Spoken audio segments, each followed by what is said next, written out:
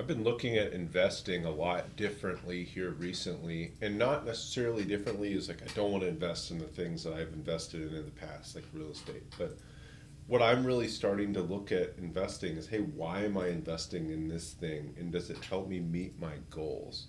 That seems self-explanatory, but I think it's really easy to get caught up and I'm just going to make the next real estate investment, or this is the best real estate investment, or this is a good real estate investment. And I don't think that necessarily matters at all. What really matters is what are your goals? Where are you trying to go? So if you're trying to achieve financial freedom and you need X amount of cash flow, let's just call it $5,000 a month in cash flow to meet financial freedom or hit your FI number. Why are you buying real estate that doesn't cash flow and is going to appreciate well?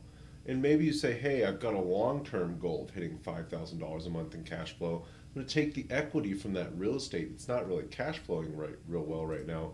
When it appreciates, and I'm going to deploy it into other real estate that makes cash flow. And that's totally okay. But what what I'm doing myself is I'm really saying, hey, what are my goals over the next 3 years? Where do I want to be in the next 3 years? And how can I get there as quickly as possible? It's really easy to get caught up and think, wow, that sounds like a great investment. I just don't think there is such a thing as a great investment for everybody. It's what's the best investment for you.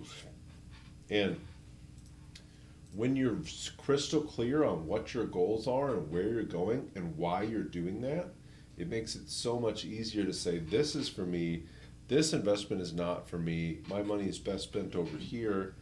But you also have to have a longer term plan with it. And I know for myself, in the next X number of years, I want X amount of passive income. And because of that, I know there's these things I need to do. These last couple of years, I've made a lot of investments that built a lot of equity, which is great. And now I have to put that equity to work, and I have to find investments that bring me more passive income and are going to get me to my goals here in the next few years. So for me, in the past, it was super easy just to say, hey, I want, one of my first goals was, hey, I want X amount of debt. And that's great because I wanted to have X amount of real estate. And then some of my goals after that was I want X amount of doors. But looking back on it, I really didn't know why. Why did I want X amount of doors? Or why did I want X amount of debt?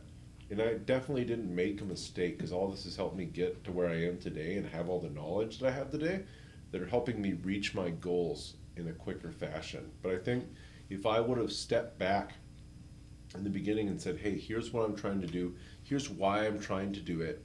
If I can do that, I'll be in really good shape. Then I could have had a much clearer criteria of what type of investments I was looking for rather than just I want X amount of debt or X amount of doors, which I think is just completely silly.